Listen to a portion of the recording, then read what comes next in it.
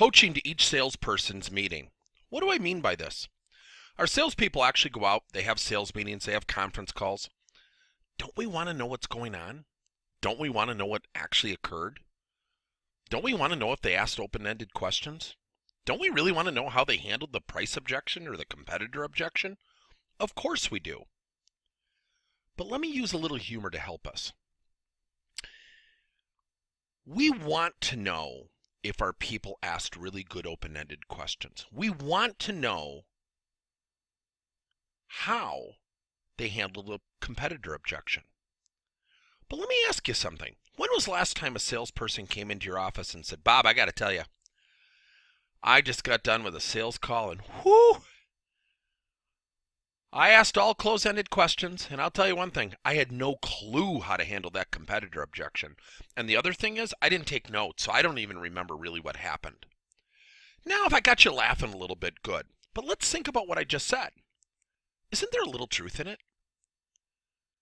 I mean, when was the last time a salesperson came into your office and took notes? When was the last time somebody handled the price objection you gave them flawlessly, professionally, confidently? Now, that's not to criticize our profession of salespeople, but it is to build awareness of opportunities of how to coach to these situations, especially when we're not physically present. So, the typical way is what? How many leads did you get this week? How many appointments did you get? How many sales did you get? How many sales were won? How many sales were lost? But let's be honest. 80%, maybe 90% of where sales are won or lost is inside the sales funnel. Handling the price objection, handling the competitor objection, quantifying value as against someone's buying drivers, understanding the customer and why they're buying and what it does for them, and retrofitting our product or service offerings to meet those demands. But what do? We stay above sea level. We basically track what goes in the funnel and what comes out. But what if there were a way to find out what happens inside the sales funnel when we're physically not present? See, we tend to think coaching is this magical thing where we just ask questions or we just give feedback, but it can be so much more in terms of the way we structure things. Let me show you. First of all, the first strategy is coaching to the output. Ask your salespeople before they meet with a client or a prospect, what is your desired goal in this sales meeting? Describe the output of this meeting in the most glorious terms possible. You write that on the right side of the whiteboard.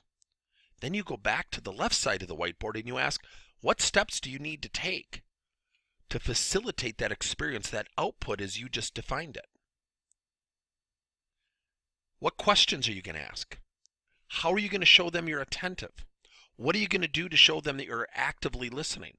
How are you going to handle a competitor objection if they bring one up? So when people coach to the output, ask your people to describe the desired output of a meeting, no matter what the situation is. Then have them go back in a very linear fashion and describe the steps that they need to take to facilitate that experience. I guarantee you most salespeople never do this on their own. Coach to the element of learning. This is called a standing learning project. Have your sales team every single week email you 2 appointments they had and 2 unique things they learned about the prospect or the client that position them successfully to win the business. Now think about what I just did. To successfully win the business, 2 unique and specific things that they learned about the prospect or the client. The only way they can do that is to do what? Is ask questions and take notes and communicate it back.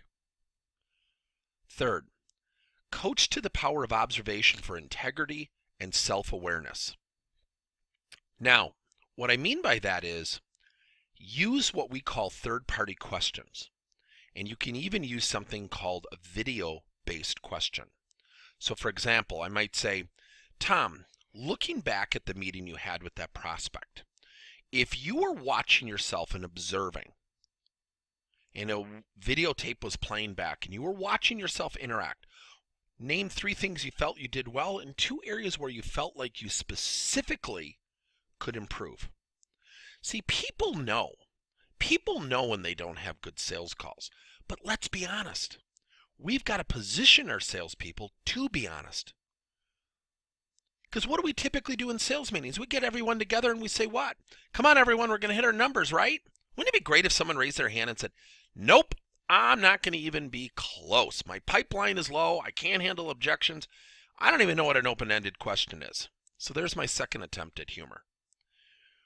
But when you coach to the power of observation, get them to observe themselves. And it leads to integrity. And the reason I love this strategy so much is it gets salespeople being honest with themselves. See, most salespeople say, I won the deal because of me. Most salespeople say, I lost the deal because the economy kind of went south and things are tough. It's certainly not about me. And the more honest we can get people to be with themselves as it relates to sales, their self-awareness goes up, their integrity goes up. Doesn't mean they're lying to us, but then it facilitates an opportunity to ask questions, to position yourself, to really understand what's going on inside the sales funnel. I am Tim Hagen from Progress Coaching. I hope this has been helpful. Send me an email if you like this lesson at tim@progresscoachingleader.com. Thanks.